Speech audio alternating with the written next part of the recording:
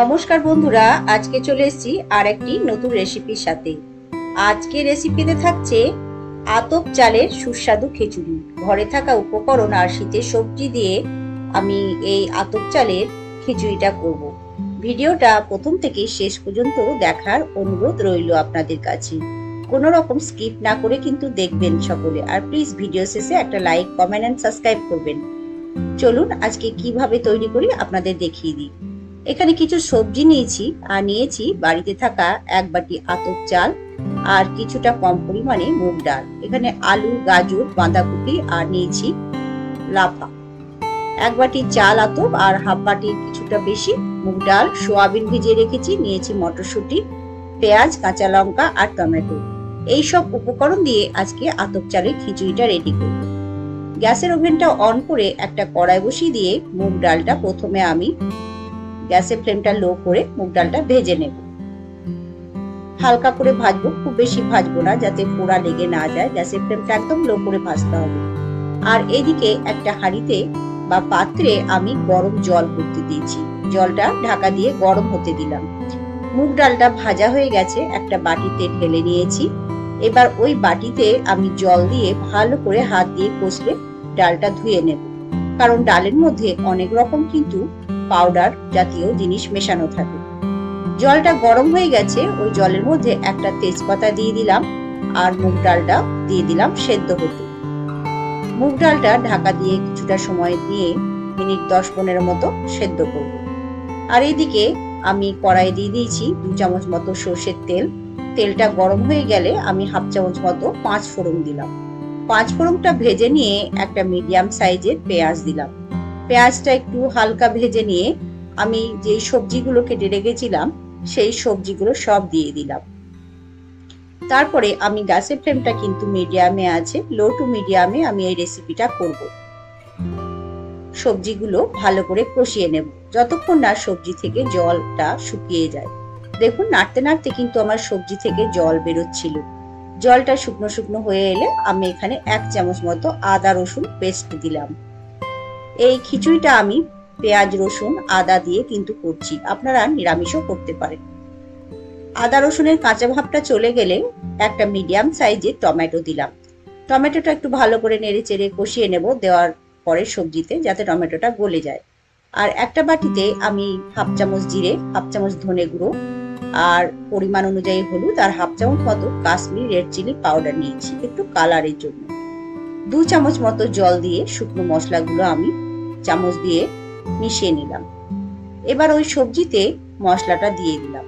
মশলাটা দিয়ে একটু সময় নিয়ে 4-5 মিনিট ধরে কষিয়ে নেব, যাতে মশলার কাঁচা গন্ধগুলো চলে যায়। যখন মশলার কাঁচা গন্ধটা চলে যাবে, ভালোভাবে কষানো হয়ে যাবে। আর এইদিকে দেখুন মুগ ডালটা প্রায় সেদ্ধ হয়ে গেছে।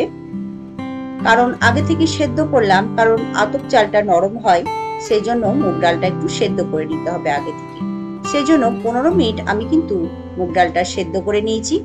তারপরে এবার আতপটা দিয়ে দিলাম। আতপ চালটা ভালো করে ধুয়ে নিয়ে ওই হাঁড়ির মধ্যে দিয়ে দিলাম। এবার দেখুন এই মশলা দিয়ে সবজিটা কষানো হয়ে গেছে। সয়াবিনটা ভেজে রেখেছিলাম, সয়াবিনটা জলটা ভালো করে হাত দিয়ে নিংড়ে নিয়ে সবজির মধ্যে দিয়ে ভালো করে কষতে দিলাম। এবার এইদিকে দেখুন গ্যাসের ফ্লেমটা মিডিয়াম করে আমি চাল আর ডাল ভালোভাবে ফুটিয়ে নিচ্ছি। একটু কিছুক্ষণ 10 মিনিট ফোটানোর পরে আমি কষিয়ে রাখা সবজিগুলো গ্যাসের ওভেনটা অফ করে কড়াই থেকে হাঁড়িতে তুলে দিচ্ছি চাল ডালের মধ্যে। ওখানে কিন্তু আর এক্সট্রা হলুদ আমি দেব না, কারণ সবজি কষানোর সময় আমি ওখানে যে হলুদ দিয়েছিলাম সেই হলুদেই দেখুন কত সুন্দর কালার এসছে খিচুড়ির। এবার স্বাদ অনুযায়ী আমি দিয়ে দিলাম লবণ। লবণটা দিয়ে একবার নেড়ে চেড়ে ভালো করে মিশিয়ে দেব। আপনারা এখানে যে কোনো সবজি ব্যবহার করতে পারেন। আমার বাড়িতে যে সব সবজি ছিল সেই সবজি দিয়েই কিন্তু আমি এই আতপ চালের খিচুড়িটি রান্না করেছি। দেখুন অনেকটাই সেদ্ধ হয়ে গেছে, ডালটাও গলে গেছে। আর এদিকে ঝালের জন্য 2টো কাঁচা লঙ্কা দিলাম আর মটরশুঁটিটা দিয়ে দিলাম কিছুক্ষণ পরে। আগে দিলাম না, কারণ গলে যাবে, গোটা গোটা থাকবে না, সেই জন্য কিছু টাইম পরে আমি মটরশুঁটিটা দিলাম। আর আস্তে আস্তে খিচুড়িটা কিন্তু নাড়তে হবে যাতে তলাতে পোড়া ধরে না যায়। দেখুন খিচুড়িটা প্রায় হবার মুখেই চলে এসছে। নেড়ে চেড়ে একবার ভালো করে মিশিয়ে নিয়ে আমি দেখলাম খিচুড়িটা হয়ে গেছে। আর এদিকে আমি আর একটা কড়াই, ওই কড়াইটা বসিয়ে দিয়ে আবার 2 চামচ সর্ষের তেল দিয়ে দিয়েছি। তেলটা গরম হয়ে গেলে আমি দিয়ে দিলাম 2টো শুকনো লঙ্কা। আর ওইদিকে কিন্তু আমি খিচুড়িটা হয়ে গেছে, আমি গ্যাসের ফ্লেমটা কিন্তু অফ করে দিয়েছি হাঁড়িতে।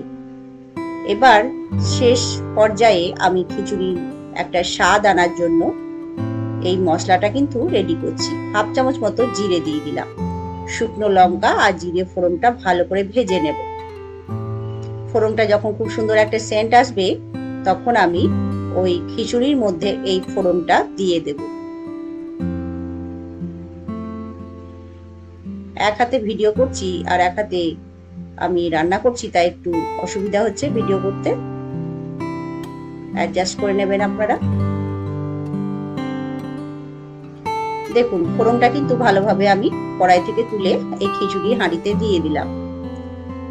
এবার ফোড়নটা দেওয়ার পরে আমি ভালো করে খিচুড়ির সাথে নেড়ে চেড়ে মিশিয়ে নেব।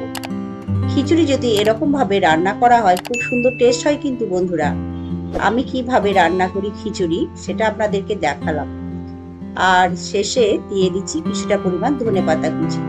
শীতের সময় ধনেপাতা কুচি তো দিলে খুব সুন্দর টেস্ট লাগে যে কোনো রান্নাতেই, তাই খিচুড়িতে দিলে তো অবশ্যই ভালো লাগবে। এবার ঢাকা দিয়ে রাখলাম। এবার খাওয়ার টাইমে আমি দিয়ে দেব এখানে 1 চামচ মতো ঘি বা বাটার যে কোনো আপনারা দিতে পারেন। আমি বাড়িতে ঘি ছিল তাই ঘি দিলাম। ঘিটা দিলে কিন্তু খুব সুন্দর টেস্ট হয় খিচুড়ি। এবার নেড়ে চেড়ে ভালো করে মিশিয়ে নিচ্ছি। খিচুড়ি কিন্তু আমার রেডি হয়ে গেছে। এবার আমি একটা প্লেটে পরিবেশন করে নেব।